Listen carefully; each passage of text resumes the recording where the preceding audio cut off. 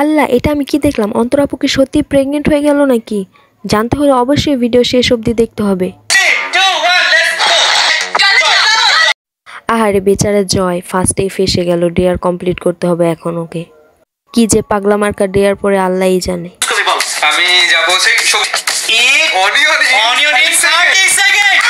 এই ডেয়ারটি হচ্ছে জয়কে 30 সেকেন্ড পেঁয়াজ খেতে হবে। এই পেঁয়াজে যে গন্ধ, কিভাবে খাবে?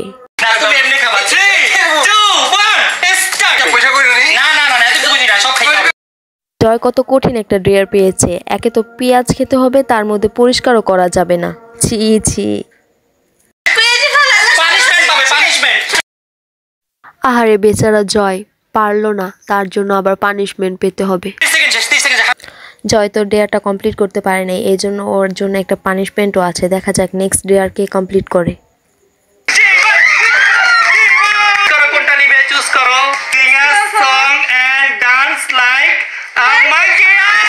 জীবন তো অনেক কঠিন একটা ডেয়ার পেয়েছে। বান্দর সে যে গান গাইতে হবে আর নাচতে হবে।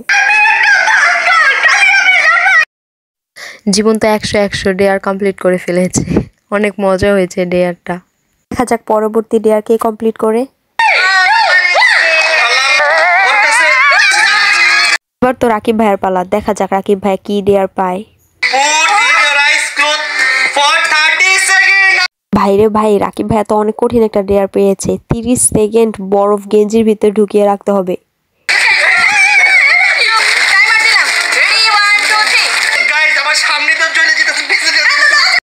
রাকিব ভাইয়ের অবস্থা তো অনেক খারাপ। পিছনেও বরফ, সামনেও বরফ, ঝুলে পুরো ছারখার হয়ে যাচ্ছে ঠান্ডায় আর কি।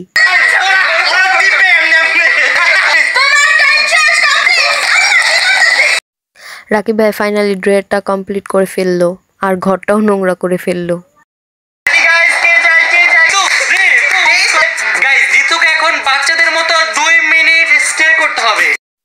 এবার তো ঋতু আপুকে ডেয়ার কমপ্লিট করতে হবে, আর ঋতু আপুর ডেয়ারটা অনেক সহজই পড়েছে।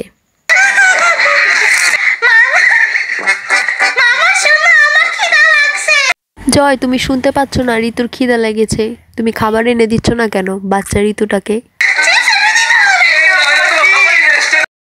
ঋতু আপু কিন্তু অনেক সুন্দর করে ডেয়ারটা কমপ্লিট করার চেষ্টা করছে। দেখা যাক নেক্সটে কি হয়।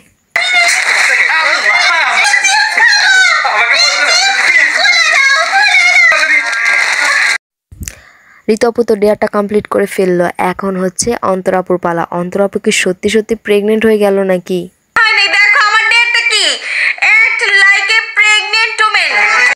আমিও তো ভাবি একদিনের মধ্যে এত বড় পেট কিভাবে হয়ে গেল।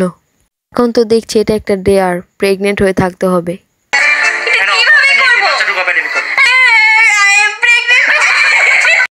ফাইনালি অন্তরা আপু একদিনের মধ্যে 9 মাসের পোয়াতি হয়ে গেল।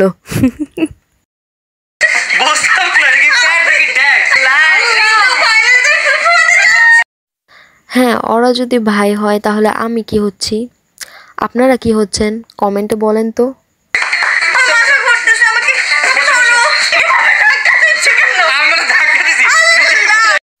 ভিডিওটা এ পর্যন্তই। ভালো লাগলে অবশ্যই একটি লাইক করে দিবেন আর চ্যানেলটিকে সাবস্ক্রাইব করে দিবেন। সবাই ভালো থাকবেন, সুস্থ থাকবেন। আল্লাহ হাফেজ, টাটা।